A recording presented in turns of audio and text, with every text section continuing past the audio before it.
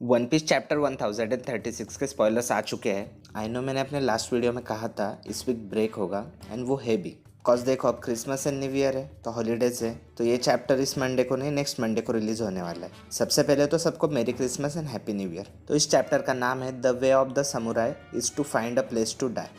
तो chapter start होता है किंग की डिफीट से, बट उससे पहले हम किंग का काइडो के साथ एक छोटा सा फ्लैशबैक देख सकते हैं। अब इस फ्लैशबैक में मे बी किंग और काइडो लूनारियंस के बारे में कुछ बात कर रहे हो। एटलीस्ट मैं तो यही होप कर रहा हूँ, कॉज आप लोगों को तो पता ही है ओडा सेंसे ने लूनारियंस की कितनी हाइप बना दी है, तो मैं उनके बारे में जानने के लिए बहुत ही ज़्यादा एक्साइटेड हूँ। अब जोरो ने किंग से कहा था कि तुम मुझे कभी नहीं भूल पाओगे, इसलिए भाई ने सीधा किंग का विंग ही काट दिया। एंड आई एम श्योर कि किंग अब हमेशा जोरो को याद रखेगा। अब पता नहीं उसका विंग ठीक होगा भी या नहीं। अब जोरो यहाँ पे किंग को हराने के लिए कॉन्करस हाकी यूज करता है एंड मे बी इसलिए किंग जोरो के अटैक्स डॉज कर रहा था। अब लूनारियंस होते तो बहुत स्ट्रांग है, बट मे बी कॉन्करस हाकी उनकी वीकनेस हो सकती है एंड इसकी बहुत ज़्यादा पॉसिबिलिटी भी है, कॉज कॉन्करस हाकी हर किसी के पास नहीं होती है। देन हम एक नंबर रोकी को देख सकते हैं जो आर्सेनल के दरवाजे पे खड़ा होकर उसे गार्ड कर रहा होता है। अब यामाटो फुगा को उस पर अटैक करने को कहती है। गाइज ये बहुत ही सही फाइट होगी जहाँ दो नंबर्स आपस में लड़ेंगे एंड रोकी का नंबर 6 है एंड फुगा का 2, तो मे बी हमें इनके पावर लेवल्स में कुछ डिफरेंस देखने मिले।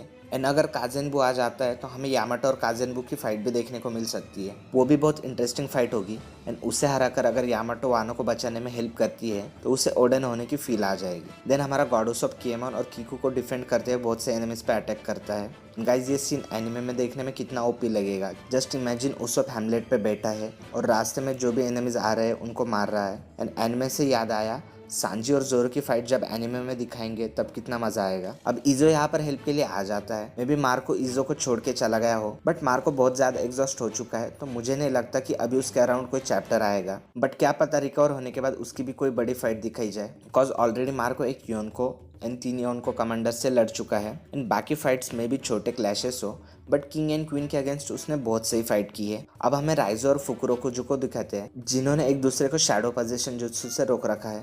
मजाक कर रहा हूँ भाई, शैडो पोजीशन का तो नहीं पता, बट उन दोनों ने एक दूसरे को कुछ ऐसी टेक्निक से पकड़ के रखा है कि वो दोनों ही हिल नहीं पा रहे हैं। अब मुझे एक्सपेक्टेड था कि सबसे पहले राइजो और फुकुरोकुजु की फाइट ही एंड होगी, बट ये तो जोरो और सांजी के फाइट के बाद भी चल रही है, तो इसका मतलब मे बी ओडा सेंसे ने इस फाइट में कुछ बहुत इंटरेस्टिंग चीज रखी होगी। अब आई होप कुछ इंटरेस्टिंग फाइट हो या एटलीस्ट कुछ सही चीजें रिवील हो, अदरवाइज मुझे नहीं लगता इस फाइट को इतना खींचने का कोई सेंस बनता है एंड ये मेरा पर्सनल ओपिनियन है। देन CP0 एक नंबर झांकी और एक्स ड्रेक को हरा देते हैं। भाई लिटरली ये चीज़ मेरे लिए बहुत शॉकिंग है। आई नो CP0 बहुत स्ट्रांग है, बट स्टिल यार ड्रेक साबोडी पे कितना कूल एंड स्ट्रांग था, बाद में पता नहीं उसे क्या हो गया है। एंड अब मैं यहाँ पे ये नहीं कह रहा हूँ कि ड्रेक या अपू CP0 को हरा देते हैं, एंड मैंने कभी ये एक्सपेक्ट भी नहीं किया था, बट मुझे लग रहा था कि वो दोनों एटलीस्ट CP0 को होल्ड करके रखेंगे।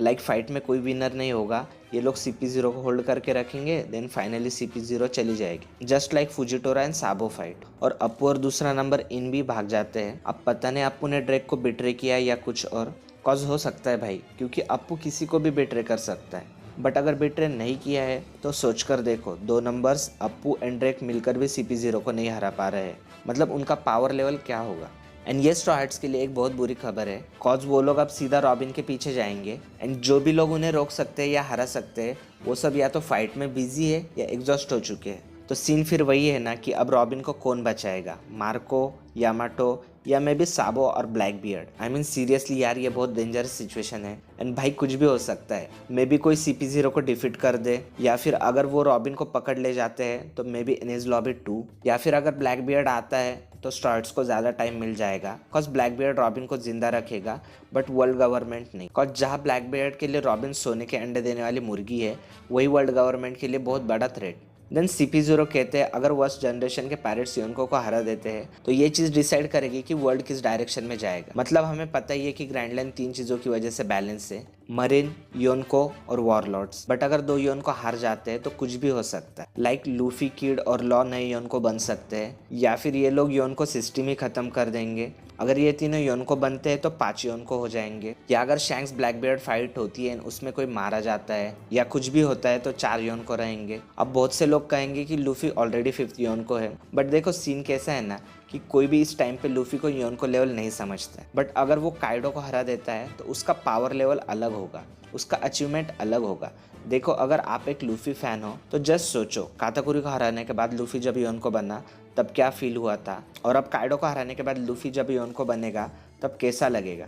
देन काइडो और लूफी की फाइट दिखाते हैं। अब ये दोनों ही अपनी फुल पावर से लड़ रहे होते हैं, क्योंकि अब दोनों के बीच में कोई नहीं है, तो ये एक 1v1 फाइट होगी।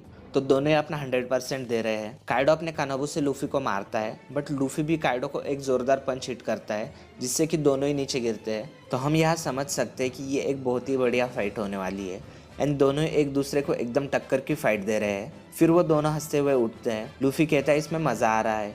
काइडो कहता है मैं भी यही कहना चाहता था। मतलब हम देख सकते हैं कि दोनों ही अपनी फाइट को बहुत एंजॉय कर रहे हैं, एंड एज ए एनिमीज एक दूसरे की रिस्पेक्ट भी कर रहे हैं। अब मुझे लग रहा है कि लूफी काइडो को इस बार ज़रूर हरा देगा। आपको क्या लगता है गाइज, लूफी काइडो को हराने के लिए क्या यूज़ करेगा? कॉन्करर ज़ाकी, गियर 5 या अवेकनिंग? मुझे तो लग रहा है लूफी अवेकनिंग यूज़ करेगा ही।